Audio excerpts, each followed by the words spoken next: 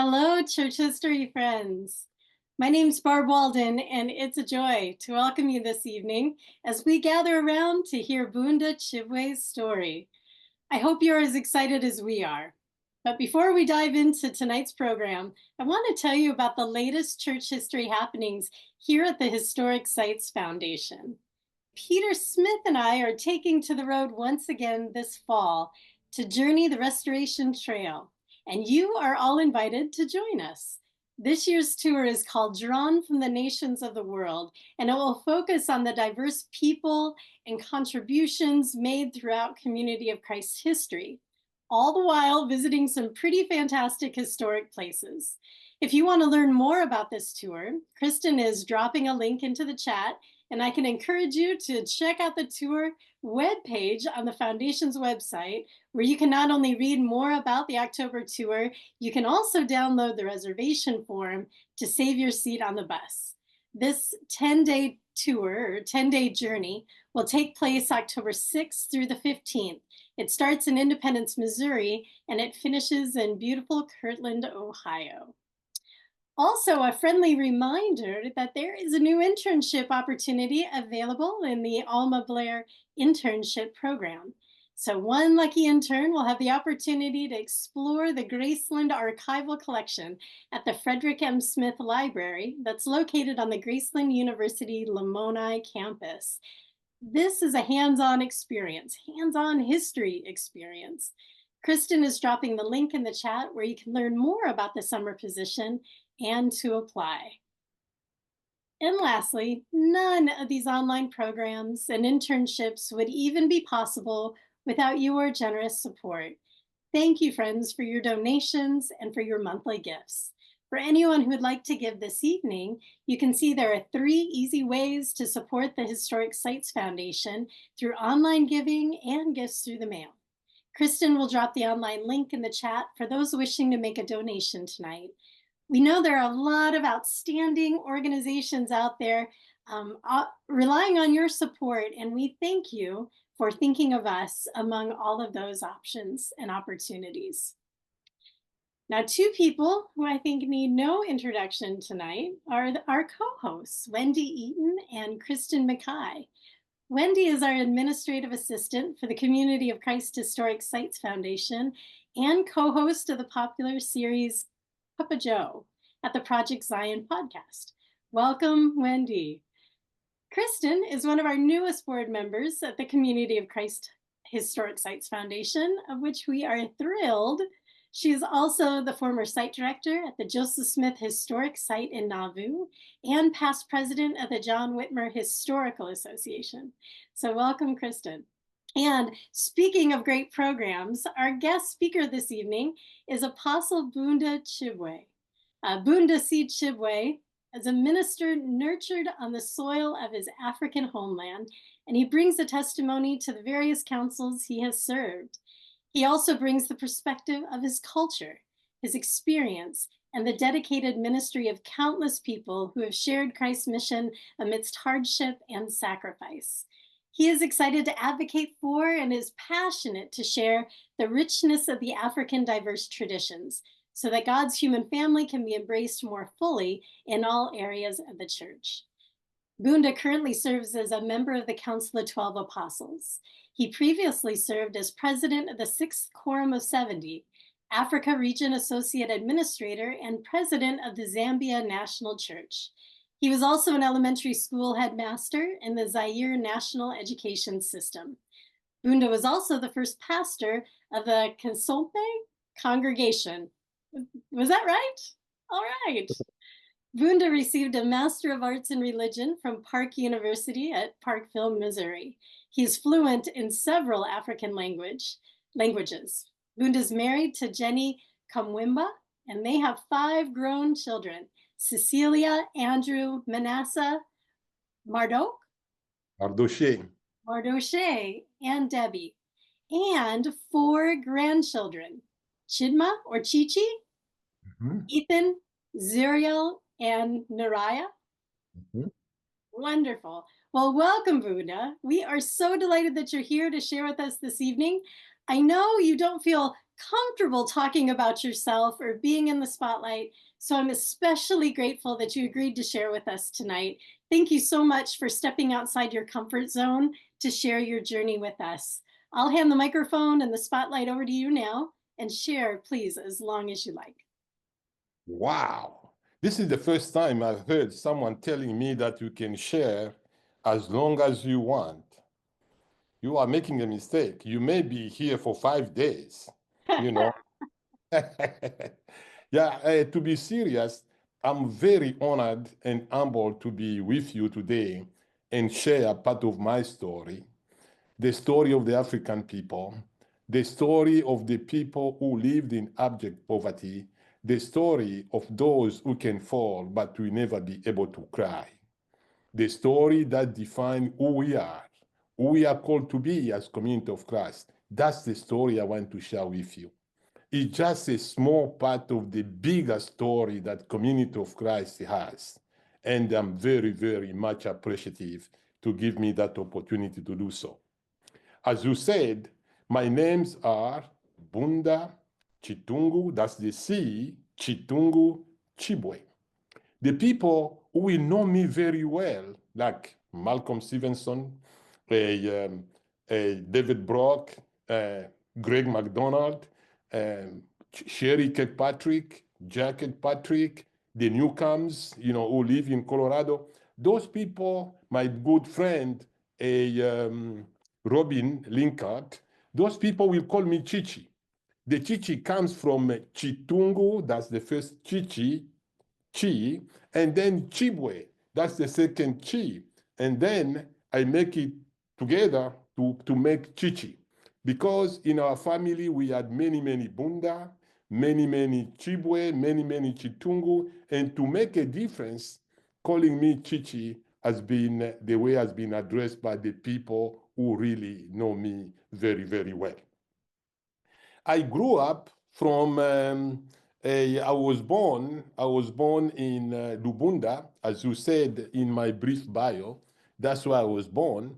And you can see if you open that small, the first slide, if you open that, you are going to see my house, which I own in my village. That's my house there. I bought that house, I maintain it, but now since I'm not living in Zambia, that house, need to put some more thatch roof on it so that it can be good. But meanwhile, my nieces are living in that house. And next to the house, there is the Community of Christ Church that was built when we started the church in Zambia. The church is just there. Maybe one day, if I happen to retire and start walking into several places, I may end up going to that church and worship in that church. That's why I go and worship when I am in the Luapula province, the place where I grew up. After spending some time, my father and my mother divorced. My father's name is Andrew Chibwe, and Andrew Chitungu Chibwe, that's my father's name. And my mother, Nkandu Teresa, they divorced. And then we moved to Congo DR, where my grandmother from my mother's side was living at that time. She was very instrumental in assisting me to grow up as a good kid. Most of the time, if I have to do something bad, she will ask me the question by saying, "Are you the one who did it?" When I say, "No, Grandma, I didn't do it," she will say, "But Romans 9, verse 1. What means Romans 9, verse 1? It means I'm telling the truth in Christ. I'm not lying. Even the Spirit bears witnesses of what I'm saying. So when she can say that, and she helped me memorize that and understand that, it was just a matter of saying Romans 9, verse 1. I knew that I was in big trouble. I had to tell the truth. So from that perspective, I developed that sense that was pushing me to imitate the devotion, the commitment that my grandmother had. My grandmother was a very dedicated Roman Catholic member. So she was using all the time a rosary. In the evening, we can sit together with the other siblings that I had. She can point to that, help us to repeat the things, the prayers from the rosary. She was a very dedicated person. I miss her. I feel bad she died before I could start even working. So, but having said that, she had another techniques that she can bring my attention to being a good boy. She could take the Bible, she opened the Bible. If I pretend being nice and being kind and saying that, Grandma, I didn't do it, then she can take the Bible and put it on the ground and say, if you did not do that, pass over the Bible. At that time, I could start shaking and confess my my crazy childish way of doing business, and then she could forgive me because she has made a deal. So that's the way I grew up with my grandmother. Now, if you go to the second slide, I'm going to talk a little bit about my high school education. When I went to high school, and that's the way I was looking at that time, had some very good hair. It's not like now where I do have a balded head. At that time, I used to have some hair, and you can see that was good hair that I had at that time. So I started my education in in that Catholic school, which had the Zavarian brothers, like the Don Bosco. Those brothers was there, the Salesian fathers, and then the Sisters of Charity. It was a very good missionary compound, and that's why I went to school. That's why I finished my first degree of teaching. When I completed that, I went now to Chibambo so that I can live with the younger brother to my dad. And you can go now to that place. If you go to that place, you will see first, I think there should be a house where I was living in that place. I lived in this nice compound from my village to this nice compound.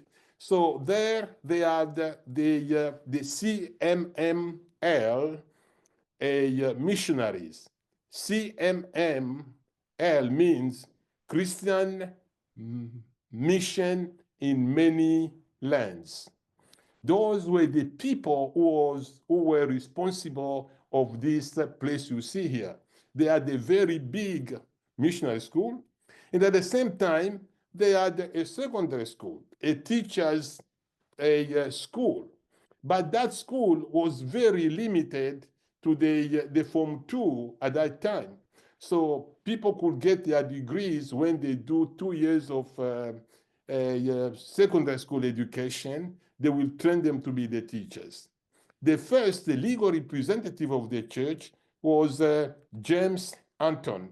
He was the first legal representative of the church.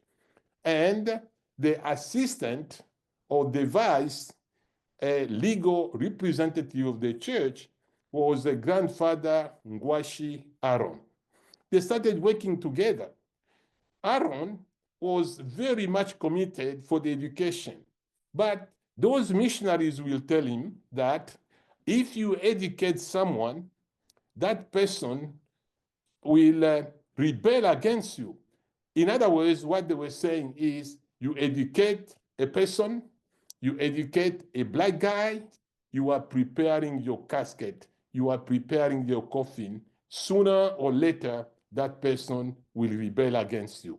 Ngwashi did not buy that until the time where in 1960 in Congo DR, there was time for the independence of the country. When the country got the independence, the white people was very, very much afraid. They did not know what will happen to them. They divided the church into 3 denominations. One was the Kapsha Church, which in Gwashi now became the legal representative of the church, and Henry Muntandwe was the vice president of the church, and the younger brother to my dad was the first treasurer of the church, national treasurer for the church. So it did not take many years. The government did not expel the white people from the country. They came back to say, we are going to repossess the schools and the churches that we divided among yourselves, black people. Ngwashe said, no, the decision was done. We signed the papers. We cannot do that. In fact, we felt very uncomfortable because when we asked Dr. McCall to stay here, because he was the only doctor trained physician we had, he told us, and I've got that in the work which I did for my dissertation when I went to seminary. Dr. McCall said, you know, Brother Ngwashi, I'm very sorry. I have to leave and go to Rhodesia, which is Zambia now. Because at that time, they did not have independence in Zambia. They did not have independence in Zambia. And he told McCall, Dr. McCall told Brother Ngwashi by saying, you know why? I cannot stay here because educate a black, because to be supervised by a black people is like licking in the mouth of a dog. Ngwashi cried. Dr. McCall left Chibambo, a doctor and a missionary. He left Chibambo and went to Zambia, northern Rhodesia, and that's where he went. So Ngwashi remained there, fighting now with the missionaries who wanted to repossess the hospitals, the churches, and everything that the missionaries had built in the African soil. But in 1978, they went to the Supreme Court, and Ngwashi won that lawsuit. So he continued to keep this. At the same time, Ngwashi made an effort in the late 60s to go now and recruit some professors, some teachers who could help, because as I told you, he believed really in education. He traveled to Belgium because he was a good, successful businessman, and to Paris to recruit the teachers. He brought those teachers in Chibambo, and the teachers started living there. But one of them, Paul Tellier, who was a theologian, when he saw how Ngwashi and his brothers and sisters were struggling in leadership, he applied the politic of divide and rule. He divided the members of the Kafsha Church, community of the assemblies of brothers in Shaba. He divided those people, and then he wanted to be the leader. So we had that power struggle that developed in the church. But fortunately, again, we continue finding the peaceful ways that we could use so that we can bring the saints together. But my friend, that did not happen. Yeah, so while I was in Chibambo, that was the house in which I was living. You could see the contracts with the hospital there. My uncle gave me this place. The door which was there, that was a store. And then the last window, that was the place where I was staying. I was living in this place. And it was in this place where I was living when, because of the struggles for power in the church, early in the morning, the police officers from Lubumbashi came, arrested my father. In our tradition, my father, that means he was the young brother to my dad, grandfather Ngwashi, and also Muntandwe Henry. They were taken to they took them to go to Lubumbashi. The plan was to kill them on the way, but thank God, the people who came to get them from Chibambo to Lubumbashi did not know the plan which the government had, because they suspected them that they were there to overthrow the government. So at that time, I cried. My father was living in Zambia. I was there with the younger brother to my dad, and I thought my life was completely broken at that time. That time, that particular time, was a wake-up call for me. Growing in the Roman Catholic Church and growing there as an altar boy and being in that church and everything understood about the church, I thought the way we were worshiping in the Christian mission in many lands, the branch of that church that was called the Kafsha Church, was not God's way to worship God. I decided to become a minister. I said I will go back to school so that I can become a pastor in the congregation. Maybe with my contribution and the contribution of other young people who will come after me, we can change the way to worship God. You can go to the next slide, my friend.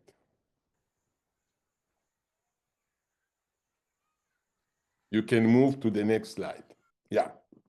As we can see, from that time, I took that decision to go to that school.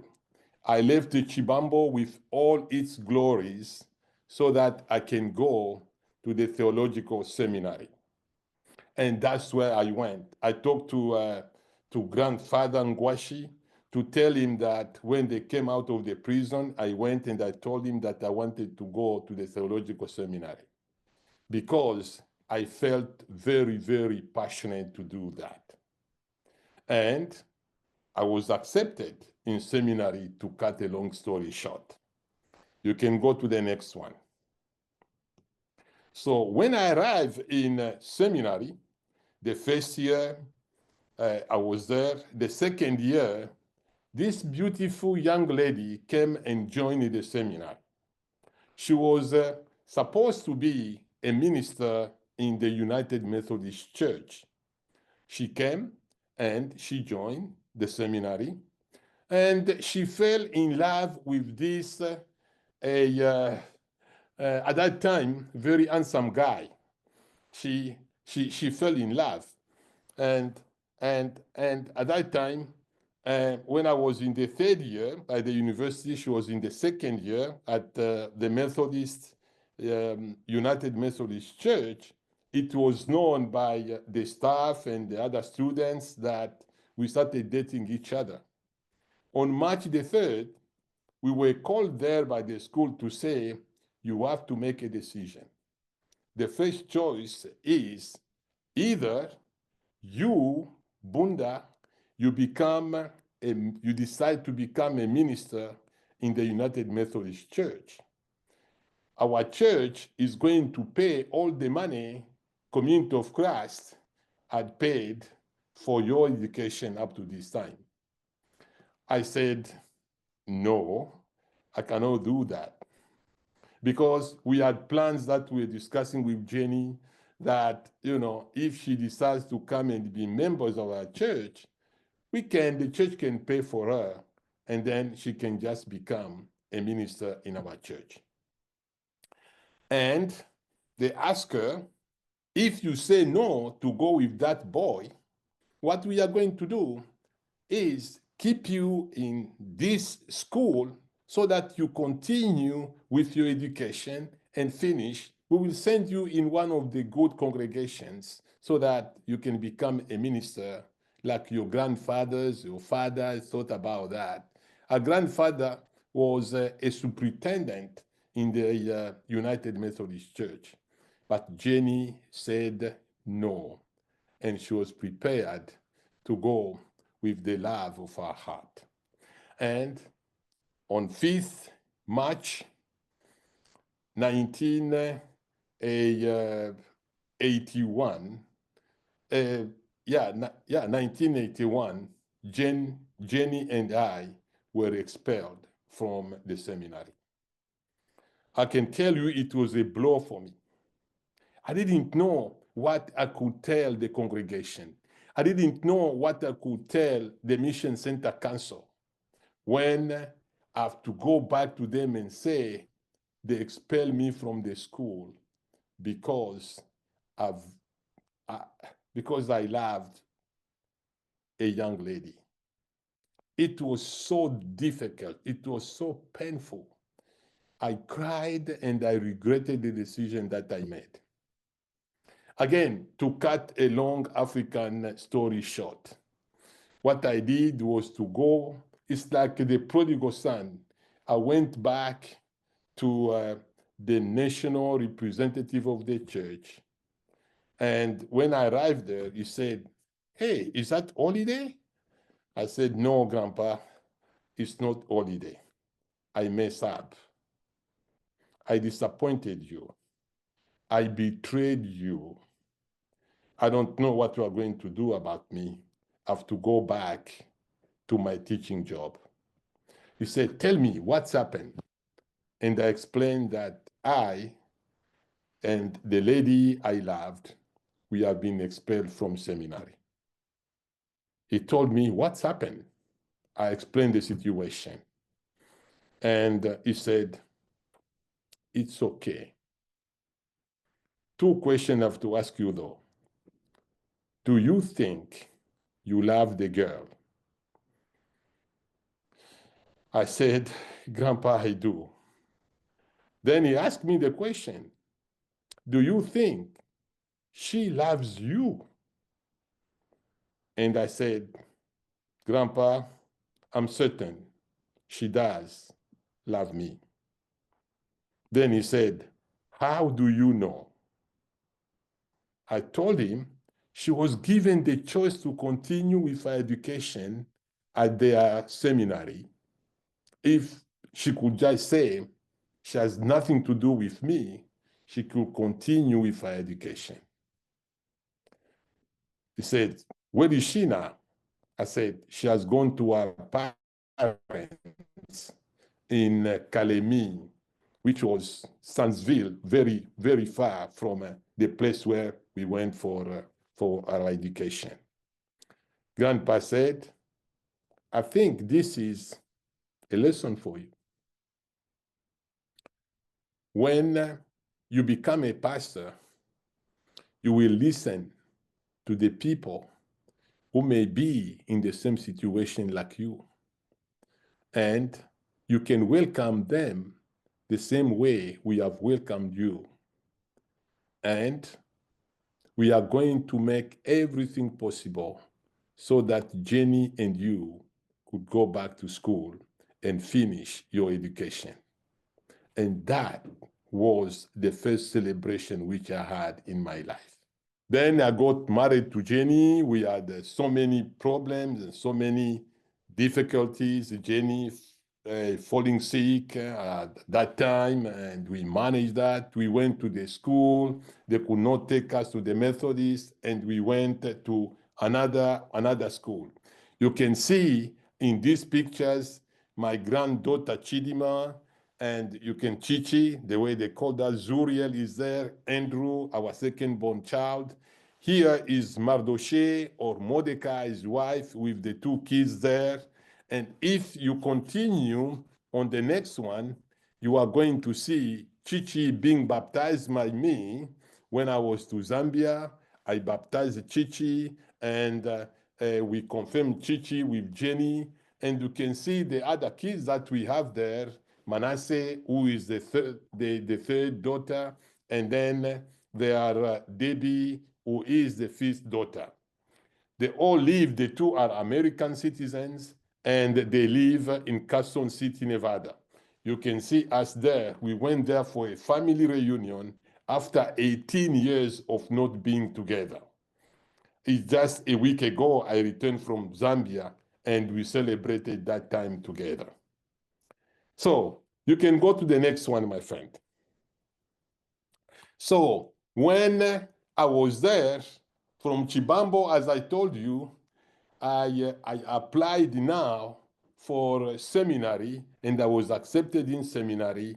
I completed my education at the seminary and I came back to Lubumbashi to start serving as a minister in the church. But it wasn't easy because we faced that generation conflict. The old guy at that time, grandfather Ngwashi died, his young brother died, and the vehicle that the missionaries bought were sold, and we were seen like threats by those leaders who were the leaders of the church. But we persisted, we remained there. Regardless of everything they could do to us or tell us, we were at that time too, my good friend Ilunga Fwandabili and myself, we continue with the education. At that time, my auntie, Berta Ngwashi, told me, so what you can do while your elders here, the legal representative and the assistant, legal representative are fighting you, you ask them to send you to Zambia so that you can learn how to speak English. At that time, it's going to be good. Maybe when you come back, they will see how important it will be to assist them, dealing with the difficulties that they have in the communications or with the missionary. What they were doing at that particular time, because our apostle was at that time Paul Booth. He was our apostle. So Paul could teach in English. Jean-Christophe Buissou, the one who assisted me really to be rebaptized in the community of Christ, because at that time I was already baptized twice in the Roman Catholic Church and confirmed in that church. And second, I was baptized again in the Kafsha Church. And now there was that third baptism that I was supposed to do.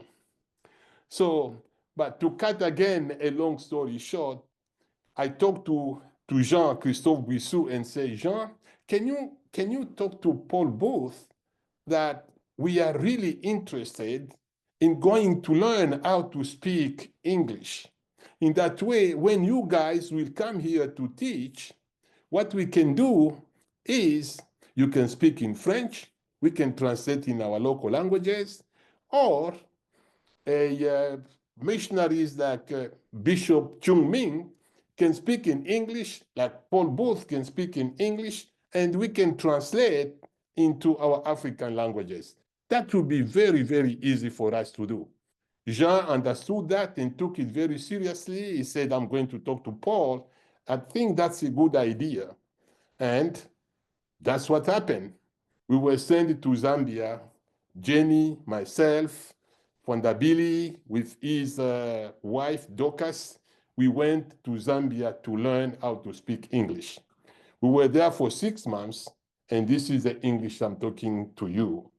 And, I'm using this English to talk to you, the English that I learned in 6 months.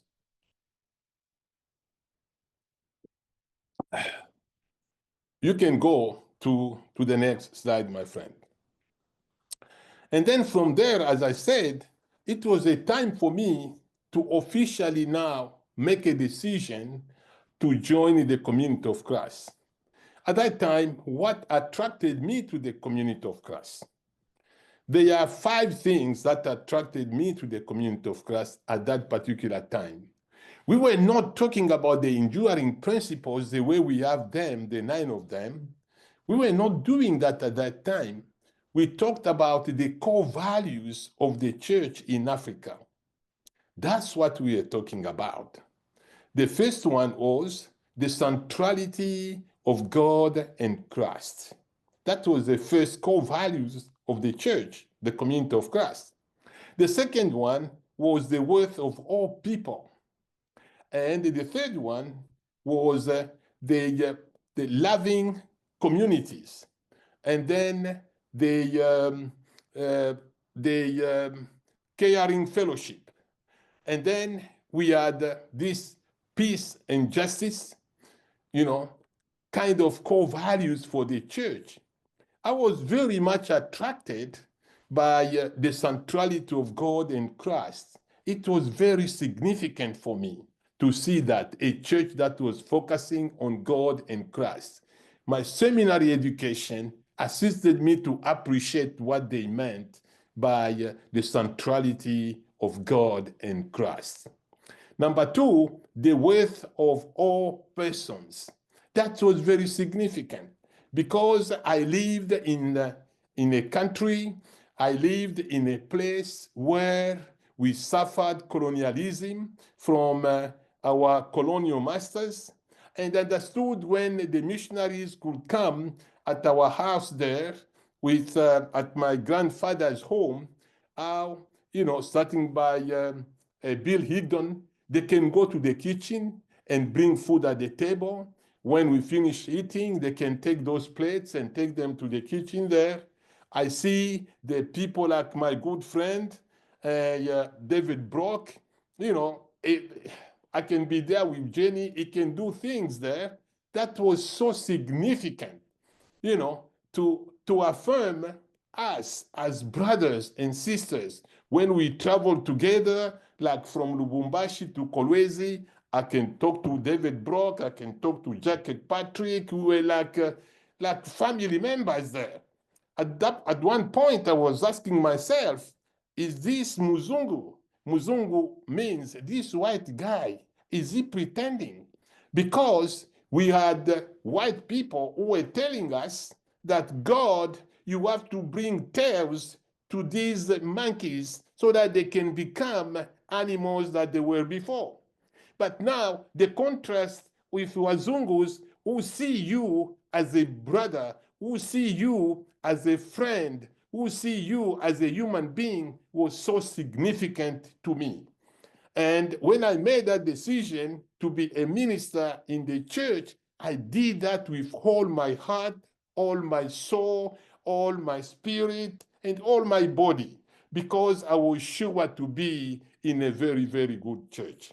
And I remember one day when I came for my first World Conference in 1988, my mother was telling me to be very careful with these Wazungu, she said. While you are going, don't touch their stuff. They can kill you because all of them have got guns in their homes. That's the idea my mother had about the Wazungus. So again, to cut a long story short, when I was there, let me look at the time because I have to be, oh my God, the time is going very fast here. So when I came to the United States and I went back home, my mother told me what was the experience there about those Wazungos. Did they show them their guns or what did they tell you? I told my mother that, ma'am, those Wazungus are very good people. Very, very, very good people, those Wazungus. I didn't see the guns. They were not threatening us with their guns, but they had only one thing, ma'am, what those Wazungu did to us. Said, what is that? I told my mother, they will give you food, but they will not let you eat it. And my mother said, how? They give you food, they don't let you eat the food? Say, ma'am, when we were eating, that time of sharing the food, that's the time they start hammering you a lot of questions. So they are so used for talking and eating, but for us, it was very difficult. They can ask you a question. How was your trip? You stopped eating. You started explaining your trip. You said want to get the chicken. Then they ask you, how long did it take you from your house to come here? All those kind of questions. Then they started looking at their watches there. So they can give you food, a lot of food, and then they don't let you eat the food. So that was another experience that I shared with my mother. She started laughing and laughing and laughing how they starved their child. So I became a member of the church. Jenny was baptized. We all became members of the church. One day they came to my house there because I was still a Zambian. My father got me the national registration card from Zambia. Then I was arrested in Congo DR because they were applying the laws of reciprocity. The Zambians were expelled to send them to Zambia, to Congo DR, and the Congolese government were forced to send the Zambian back to Zambia. We were arrested for one day. We stayed in custody there. The consul come to see us and say, well, we are going to find a time where we know where to take you in Zambia. At that time, that was a wake-up call for me. We were freed. We continued to live in Congo DR, but I talked to David Brock. At that time, our apostle was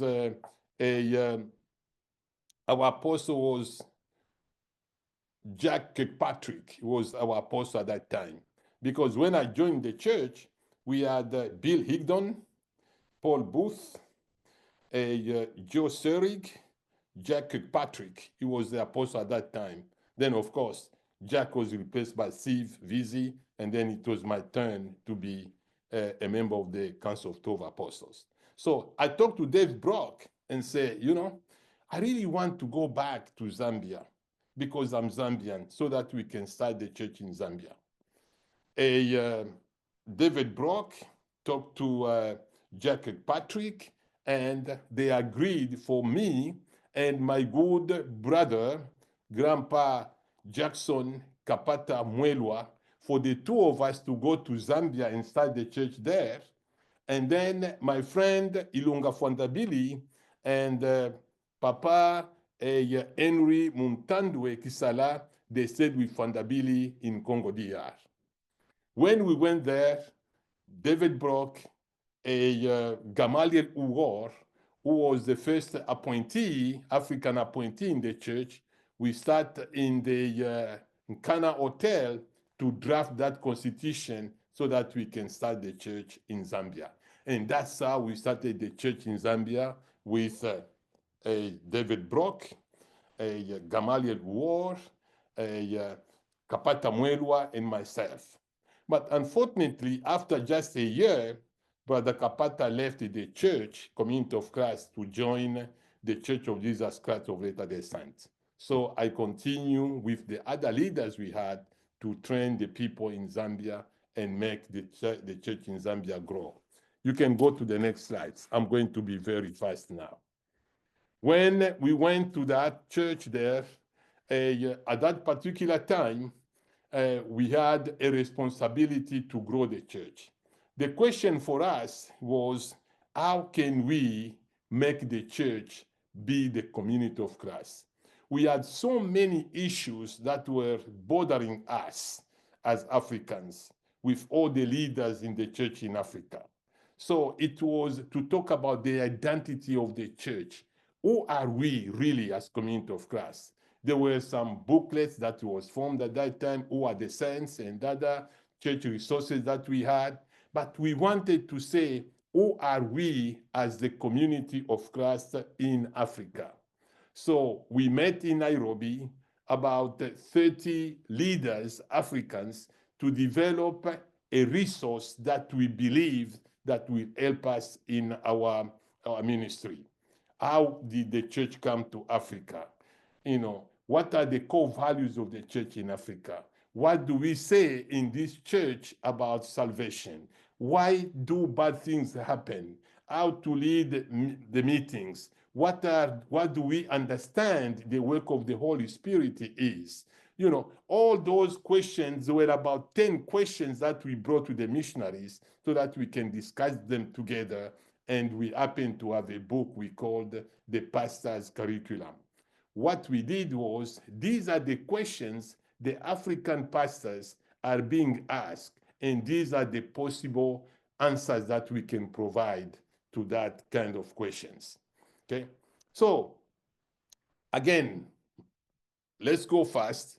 I finished my education in this school here in Kananga, Université Presbyterienne au Congo, UPRECO. That's why I finished my education with Jenny and we come working for the church. So we can go forward, my friend. I see the time is going very, very fast here. We So, are we are enjoying this time with you. Don't feel rushed at all. so thank you for that word of encouragement. So, but have to be also culture sensitive for the time. And because I told you that you can have me for many years. So this was the headquarters of the church in Congo DR. The first headquarters of the church on Chibambo, and you saw those buildings there, the hospitals and things like that. So that was the headquarters of the church. We bought this with the money from the International Capital Fund, and we have got some homes there at the national headquarters of the church in Lubumbashi. Gamaliel Uor and myself, we went there to make the purchase of this piece of land. So that's the headquarters of the church there. So, and that's where we have been doing the training. For some people like me, there is a video there. The guy is on to take and explain, what is in that compound. We can skip that. Let's go to the next slide. Et puis toujours au niveau du siège. Yeah. So when we were in Zambia, this is the place where we were living. The white Muzungu here you can see, this white Muzungu is Amy McDonald. Amy McDonald. And she's holding one of our daughters. And Jenny, it was in 1990, they came to Zambia with our father and David Brock. They came to visit. And that's the time, we were living in that compound there. Like McKay, I took him there so that he can see the place where I lived and the neighbors which I had there. And that just defined who Bunda Chibwe is. Like we say back in Africa, you can take the boy out of the village, but you will never take the village out of the boy. That's me living in those places. You saw where I was born, you saw where I grew up, you saw the place where I started ministry in Zambia, and now we have got more than 40 congregations in Zambia. And by the grace of God, I was used by the missionaries to travel with them across Africa to do the training together, to translate for them, so that we can have a strong community of Christ presence in those nations.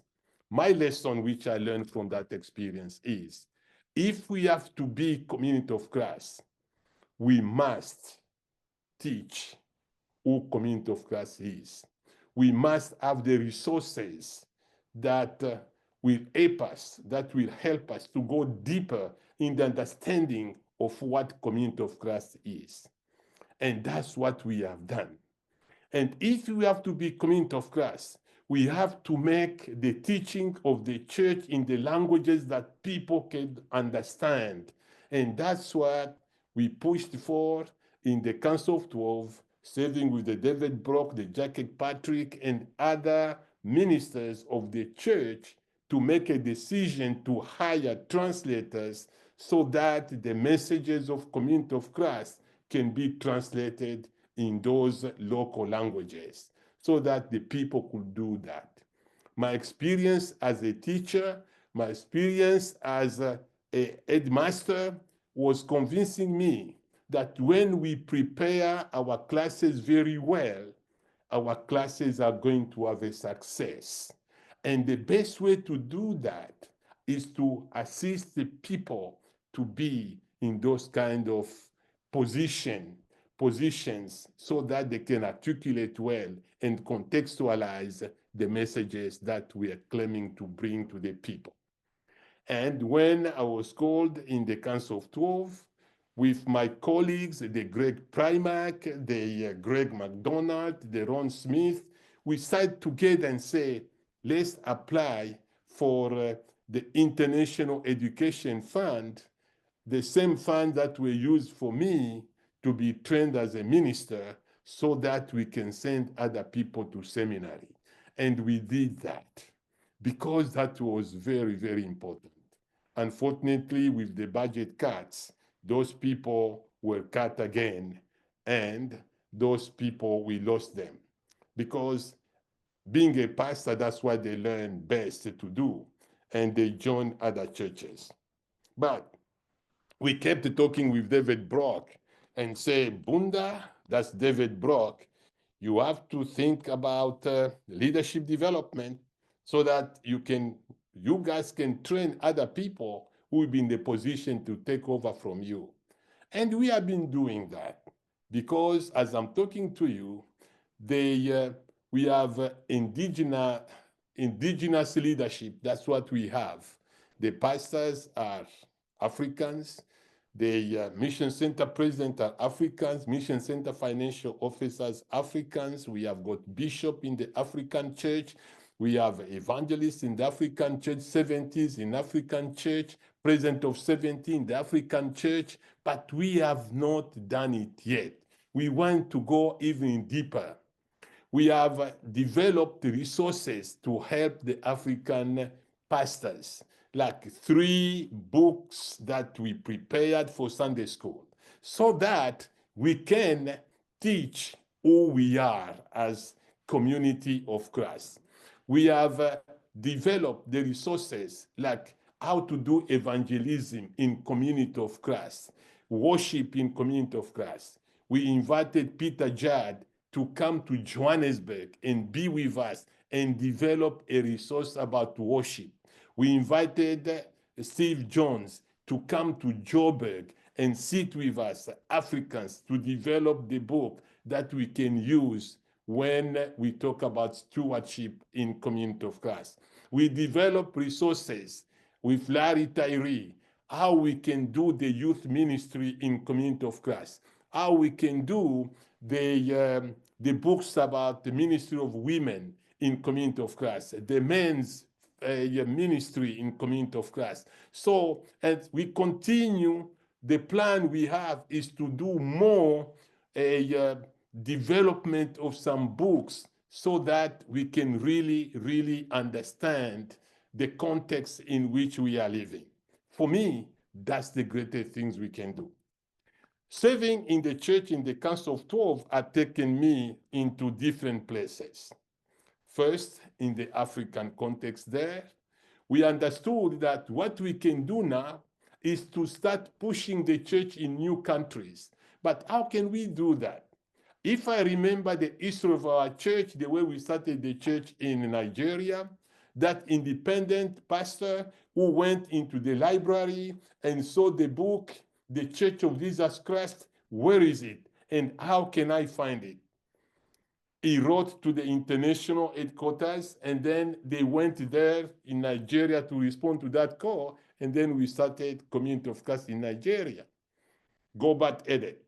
The same thing applied into in Liberia. It was the same. The minister wrote to the Church International headquarters, and then got the answer. The Community of Christ was started in Liberia. In Kenya, the young man, who was there at Graceland, he went back there. He talked to the people about the Community of Christ there, and the church started in that way. In Congo DR, because that was the 4th country to have Community of Christ, what God did for us was Uncle Eric Ngwashi, who applied after finishing his education in Boston, Massachusetts. He finished his education. He applied for a job, a teaching position. He got his teaching position Graceland University, and that's where he went. It's like God sent him there at Graceland University. So by being there, he was teaching one of the sons of Apostle Bill Higdon at that time, Richard Higdon. So Richard asked Dr. Eric Ngwashi about where he came from, and this from their conversation, Uncle Eric Ngwashi received a good teaching from Richard, and Richard told him that my father is an apostle. He can come and help you with what you are dealing with, because he was explaining to him how we're fighting in the church, fighting like cats and dogs, where there was a power struggle. And he said our church is a church that is based on peace. Uncle Eric was very excited, talked to Brother Higdon, and they came, the missionary, I remember that, came into a village in Chibambo, and the conversation started there. From that conversation, we had the church in Congo DR. Again, to cut a long story short, and that's the church I joined from Congo. But when I came back to Zambia and visiting with the missionaries in those areas like Cote d'Ivoire, where there were that fight with Charles Aka, Fidelis Sabaka, and other people there, what was happening there, we got a very good lesson. We contributed to the David Brock and others and say, why can't we send Chipeng for 2 months to be there so that we can teach the Ivorian themselves and not the Ghanaian or the Nigerians, so that we can see how we can start the church which is simply Ivorians. And we did that. So for me, my philosophy, my contribution with the other people I supervised was the way we are going to start Community of Christ is to make a plan. Let's say we want to go to Congo, Brazzaville. Let's have a Community of Christ minister to go to Congo, Brazzaville and start the church. And that's what we did with Chula, send him into Brazzaville to start Community of Christ there. So from day one, we attracted the people. The reign of God is built one person at a time. And then we grew the congregation there and the church in Congo, Brazzaville. In Zimbabwe, we did that. We planned the money and we sent Gershom Chifumbe with Greg McDonald, Ron Smith. In 2000, we started the church in Zimbabwe. In South Africa, Sister Mary Oko was there because she followed her husband, who was the regional representative of British Airways. We started the church there and we were sent there to help plant the church in South Africa. The same thing happened in Togo. We sent Sylvester and Tano to go there and start the church there in Togo. In Sierra Leone, we did the same thing. We sent Dixon Sacco to go to Sierra Leone and start the church in Sierra Leone. So these methods, even within the country, we will send ministers there. We send Joseph Sunday Charlie and the people from Liberia to go inside the church in Port Harcourt. You know, we did the same thing in Ivory Coast to start the church in Yopougon. We called some Congolese and the Ivorian themselves to go inside the church in Yopougon. Why were we doing that? I strongly believe that as Africans, with the economy that we have in abject poverty, when we do the thing via the internet, we are not going to follow most of the time on the correct people. Because the teaching of our church, the mission initiative of Community of Christ, who could resist in Africa when you see a mission initiative that talked about abolishing poverty and end suffering in the world? Everyone would be excited. And you have seen some people who have written the letters so that they can have the church in their area. So when we tell them that we have already people there that you can see, they stop communication.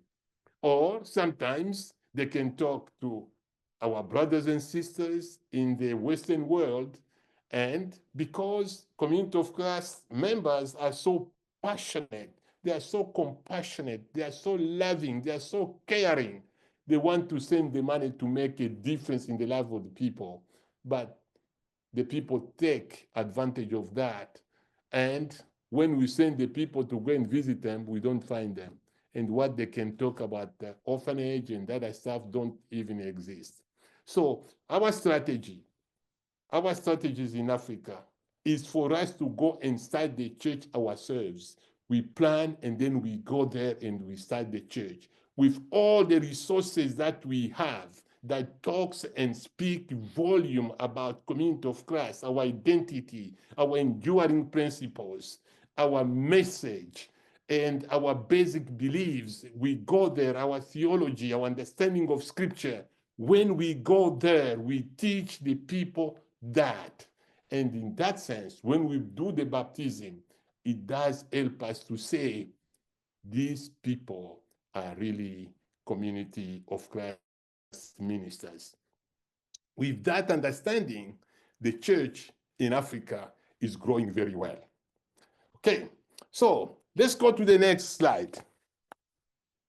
In the next slide, you can see the church in Kasompe, which is the national headquarters of the church there. We have about 43 congregations in Zambia, what I told you. That's the church there that we built in Zambia using the International Capital Fund. We were there with David Brock and the other people who were serving the church, the Greg McDonald, Jack Patrick was the apostle. They came to Zambia to dedicate the church. Grant McMurray, President Grant McMurray, Bishop Dennis Pepegedis, and my good friend and brother, Len Young, the late now. And, you know, we were there together to dedicate that church that you can see there. And then we got some assistance. We renovated this place because that's where we were meeting before. When we were in Zambia, we were meeting in my house first. From my house, we went to the school. And then from the school, we started meeting in this building here, which was like the place to put the staff to build this church. That's where we started meeting there. And when we finished building that, we had some very good assistance from two families who help us have this center here, you know, for conference center. That's why we have been doing the training here. And this place, also we do like things like Sunday school and other stuff in Zambia. So, and from this place, we started going to other places. How we do that? What we're doing first is to attract a core number of people, and that we started training. My first convert in the church was Paul C. Shandila, who was a politician from the Tonga tribe. Is the one I talked to, and he was very happy because I told him that in our church, the name we used in Zambia to start the church was Restored Church of Jesus Christ. I helped him see how we are providing that, not reformation, but that restoration ministry to him, so that he can become who God created him to be. He accepted the message very well, and when he started preaching in the community there, sharing his testimony, people were very intrigued by what he was doing and said, how come Paul Shandila is doing this? What is happening to Paul Shandila? And then he saw that, no, there is a pastor from Congo there. He's the one who is just interested in bringing to the church those guys, those ladies, those children, the young people who do not belong to any congregation. He has been selling, he is avoiding the stealing sheep. He wants to go to those people. And then we started attracting the people. In that way, I formed a group of people who can go, the younger people, to find in the community the people not belonging to any existing church. And then when they ask them difficult questions, they can call me. I can go there and see them. And people knew me. I've got the respect from other churches because they were not afraid to say that I went there to take their members away from them.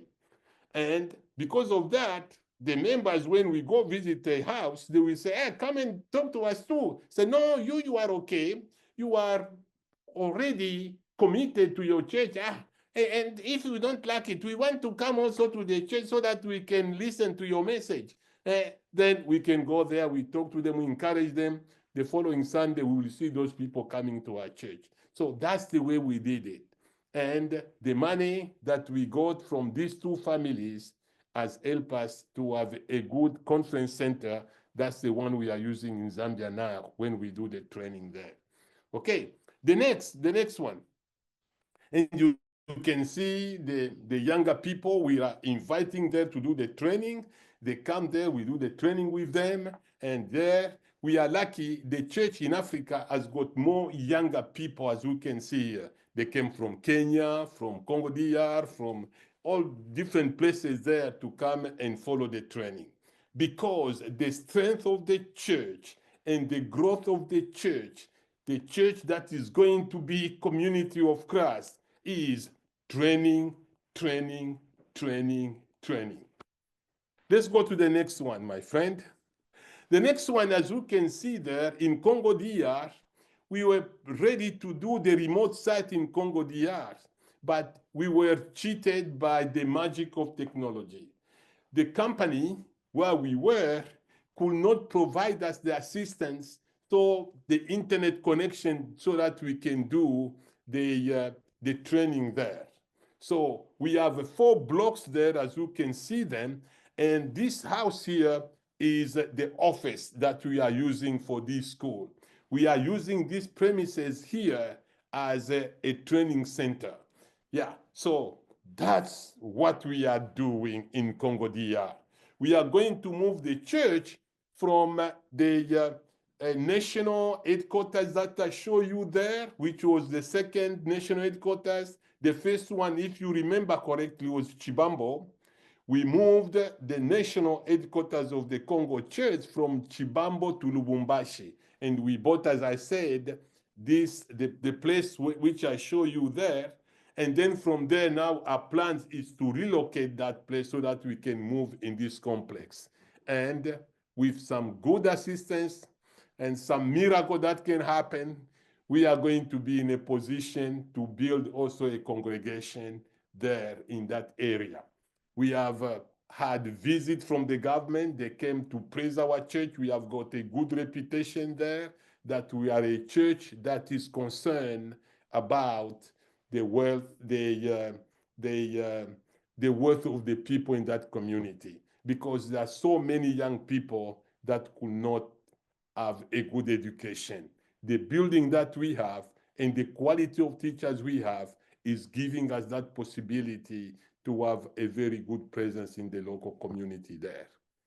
The next one, my friend, and you can see that's the classroom there with the benches that we have, and the ceiling board. We made all that things.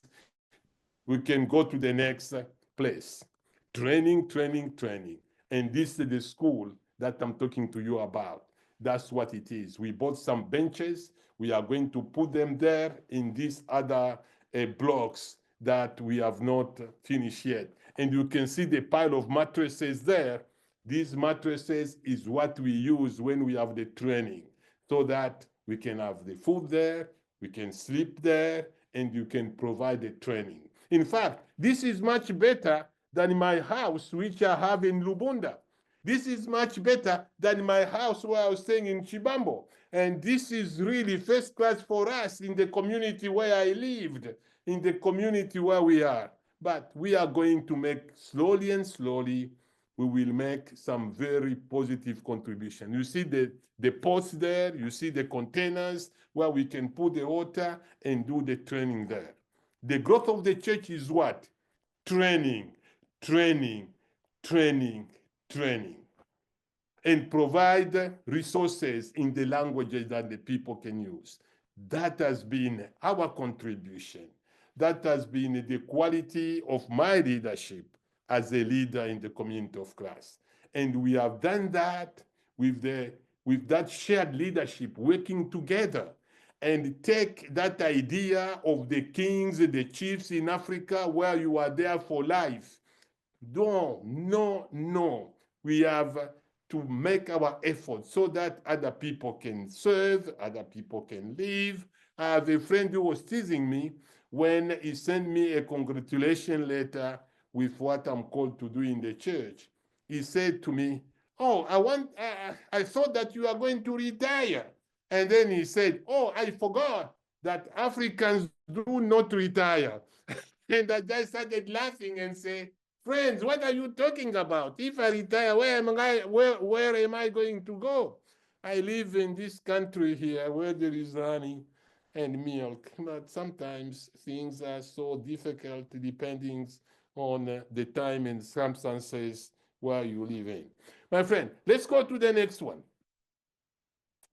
The next one, the church helped me come from that small village in the Luapula province to Lubumbashi, where I was an elementary school principal there. And then from Zambia, and you have seen the place where I'm living in Zambia. And then I was taken to South Africa. And still, I did not lose my hair in South Africa. That was in 2000 when I was called to serve in the Council of 12.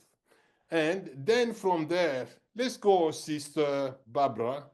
Then the church took me in other places of the world. For that, I'm so grateful. I had that opportunity now to do what we call the cross fertilization.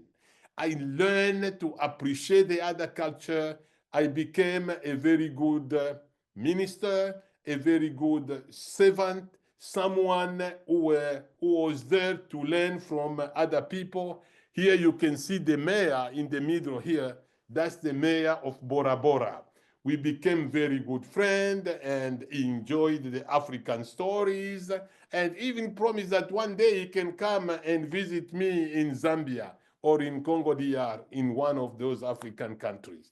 This is my international experience now that I'm talking to you about. There are some other pictures that I don't have. I worked in Haiti.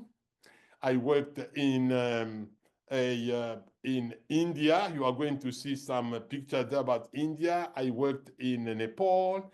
At one time, my friend was not feeling well, who was the apostle for Australia. I went to Australia there and visit and provide ministry in Australia. But these are the people in French Polynesia. Can you continue with those slides, my friend?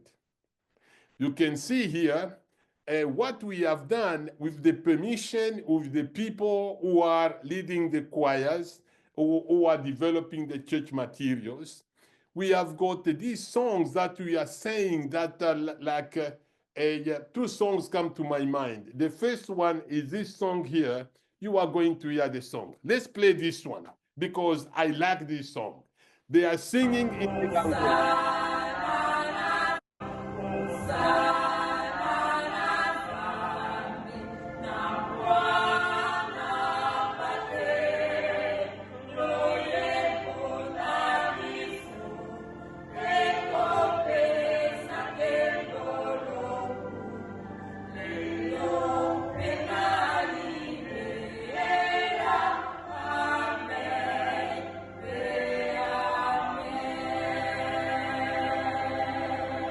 Very good, very good. We can go to the next one. I just pick a small bit of it. That's the Spirit of the Lord like a fire is burning. The language they are speaking in is Lingala. We do sing that song in Efik. We sing that song in Chibemba, in Swahili, and that was Lingala, in Kiluba, in Igbo, in Arund, you know, because, and Chiluba as well, because we want to be very, very international. And we have translated now the for everyone born a place in the table, a place at the table. We have translated that song also in the African languages. So if there is no permission for that, don't make me fired, because I don't want to have a penalty on that. I didn't want to tell you this. I'm so sorry. But we are trying to do some of those songs that we really want. We really, really want our members to sing in the language that they can understand. Because if we do that type of contextualization, the message of community of Christ hit in the deepest heart of the individuals we are called to serve. This was in France, where I was invited by my good friend Len Young to do the training in Bordeaux. We went there and we did the training. This one here, as you can see, from my heart from French Polynesia, with my three friends there, we are singing and we are posing for a picture. which is what we are doing in Community of Christ. So go to the next slide, my sister. Here is at Bora Bora, and you see they are singing the song there, but you can share that sometime. We don't have enough time to listen to the song. That was the Mission Center conference, which I was sent to that mission center since I speak French, and French is the language of my education. So it was much easier for me to go there and provide that kind of ministry. Let's go. I've provided ministry in Lodwar. If David Brock would have been here, or Jacket Patrick, Michael Barantine, Steve Vizzi, all those people who worked in that community, they can remember my sister from Lodwar. This is the area that I appreciate serving in Kenya. These people remind me about my call to stand for the people who are living in this kind of conditions, in this kind of situations. We have got money approved to dig a borehole for these people because the water they drink are making them sick and dying at a very early age. For that, I say thank you to all of you who are listening to my story. Your generosity is making a big impact on the church. This is in Angola, that photo there where I'm sitting and the lady is there. That child is not only the church of tomorrow, this child is the church of today again. And this is a blessing to do that. You see the mission center, President Clement there, sitting with me with the gift that they gave me. We are providing the ministry together. Bishop is there.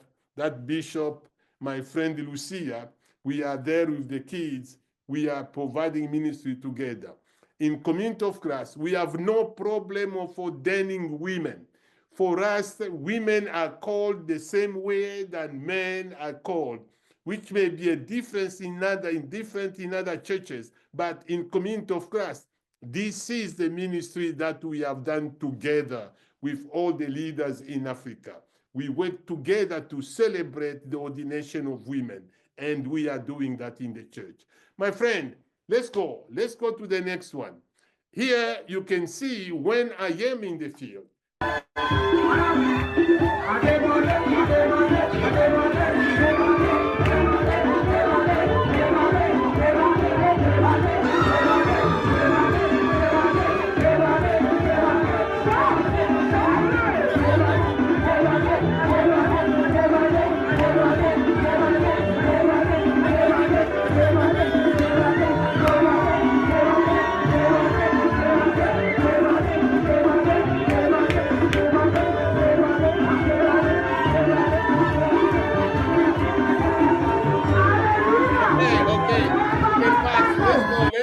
Let's pass. You know, so for me, when I'm in the field, I am behaving like all those people in the field. We are together. They don't call me apostles most of the time, Apostle Bunda. They call me my friend, or they will call me pastor, because I'm there to live with the people. I'm there to have that ministry that in one of the conferences here in the United States of America, when Brother Kirkpatrick helped us to develop that document, we are one and we are many. When the leaders from the church, around the church, they were asked, what has attracted you to be a member of the church?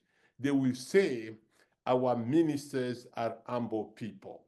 Our ministers are our friends. And I continue to live that. I can be with the people there. We will dance together. We will rejoice together. If it comes to serving food, we don't have those higher people in the Community of Christ. We eat together like we are doing here in Independence when we have got conferences. So by doing that kind of ministry and being with the people, it does help the people to say our Christ-like way of living is what is helping us to bring people to the church. As we say in Africa, it's not the Christ preached that bring people to the church. It is Christ lived that bring people to the church. In Africa, in the words of Mr. Schrank, in the words of Mr. Schrank, he will say, in Africa, people come to the church, to the institution, not because of the sound doctrines, but it's because of the sound relationships. So when we are there with our sound relationship first, we can give the people those sounds of doctrine that we have for the church, but we have to be the example of what we are teaching the people. Let's continue, my friend. I think we are almost at the end. You know, in the United States, you can see we have done a wonderful job in the culture where we are patriarchal in nature in Africa. We were able to ordain a female as apostle in Africa. And that is very significant. We are not just preaching about the worth of every person or all are called, but we are living it. And you can see us doing that in Africa. The next one, that was in India when I was there. We were there celebrating the diversity of the church.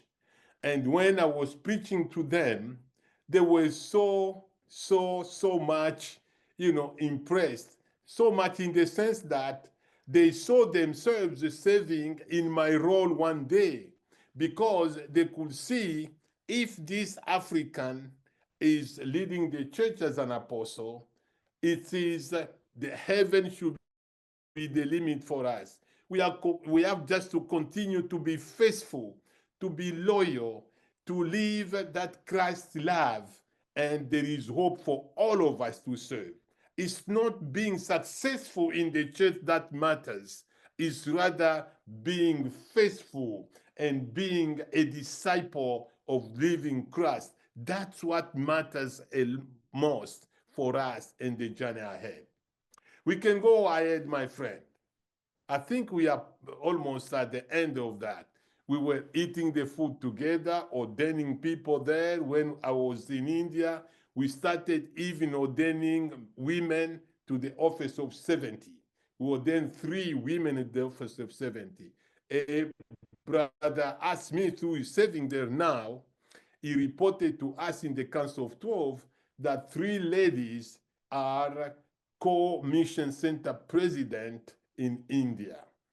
So that celebration is there for the ministry that I've witnessed, the ministry that we are creating together, the ministry like in Haiti, we ordained women to priesthood there, which was not there before. Why? Because the training that we do have made an impact on the people of the church. And for that, I'm so thankful. This lady here came to me and took some, how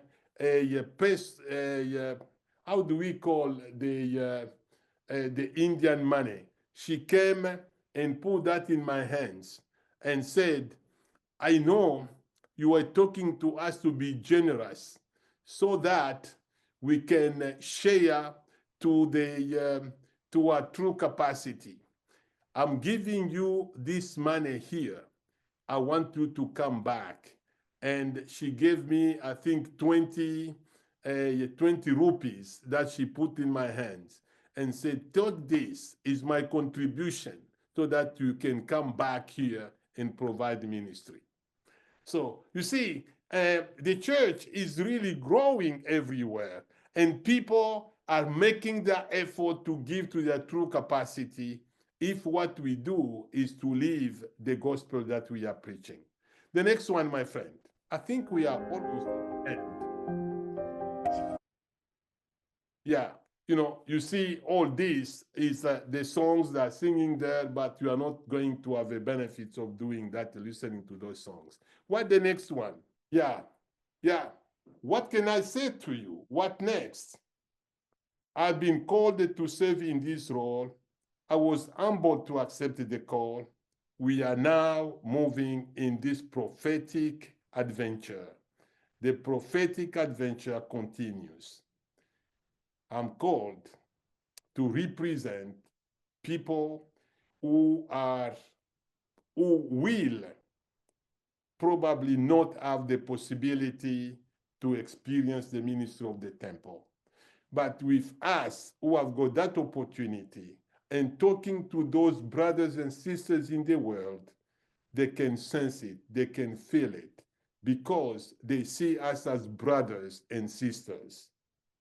We are called in the new role to be the servants of the people, to be the disciples of the people, so that in everything we do, we will build a church that is true to his principles and his values. Like President Trudeau will say, the Prime Minister in Canada will say, not the Son, but the Father. He's telling us that the church, we don't build the church like the pharaohs build the pyramid, and we just put it there, and that's it. And then it will defile the presence of time. We build the church every day based on the values that we share. And that's what we are doing. We are building the church as we continue to move in the feet of those giants who went before us, living the reality of the moment and envisioning the future that is bright before us, and fixing our eyes upon the horizon where we were sent, and trusting God and God's Spirit.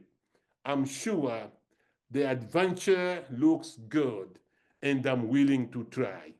Thank you for listening to this short part of my story, which I believe that is part also of the church history. Thank you, my friend, for listening to me. Amen. Thank you, Bunda.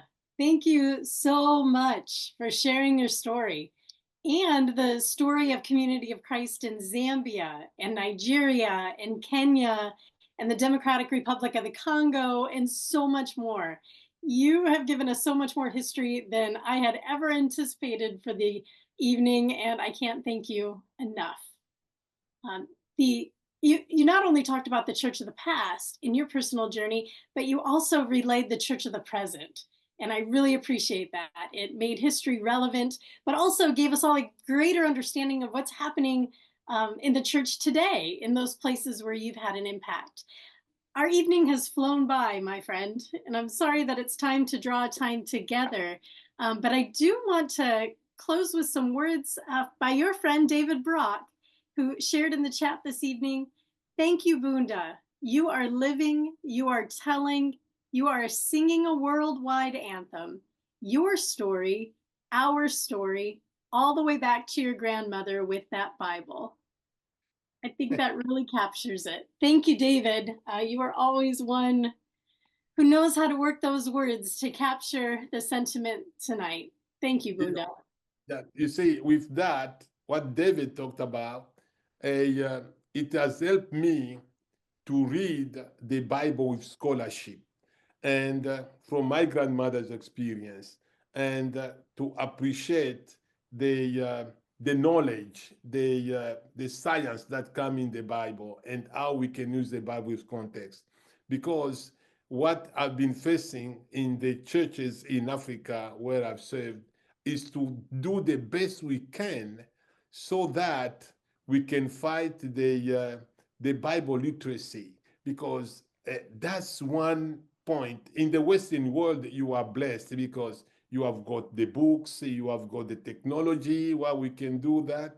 In our context, we want to provide the people that training, so that we understand the theological meaning of the Bible, the exegetical meaning of the Bible, the homiletic, the hermeneutics that come with the Bible, all that, so that that book can help us believe in God, serve God, and be actively involved in the life and ministry of the church, in the mission of the church, so that we understand that God so loved the world, that God gave to the world a life and not a book.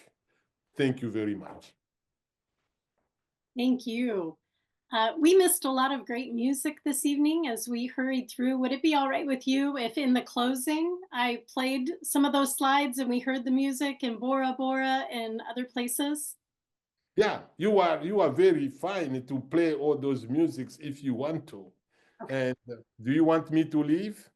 No, you do whatever you like. We've very grateful that we've had you for the time that we've had you. I'll go ahead and play the slides. You're welcome to stick around, but don't feel any pressure. Thank you so much, Bunda. And also a big thank you to Kristen and Wendy for continuing to make it look so easy behind the scenes.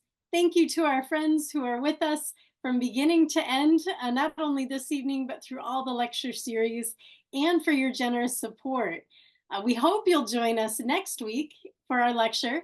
If you haven't experienced Rose Hill Cemetery and you love church history, this is an evening lecture you don't want to miss. So join us next Thursday as we welcome Jim Jones, the sexton at the historic Rose Hill Cemetery in Lamoni.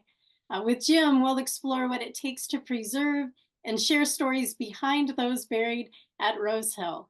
Kristen has dropped the link in the chat where you can be among the first to register for next Thursday's program. So thanks again, Bunda, for joining us this evening. And thank you all. We look forward to seeing you next week. So in the meantime, keep reading your church history and please do take care. Now for some of that great music.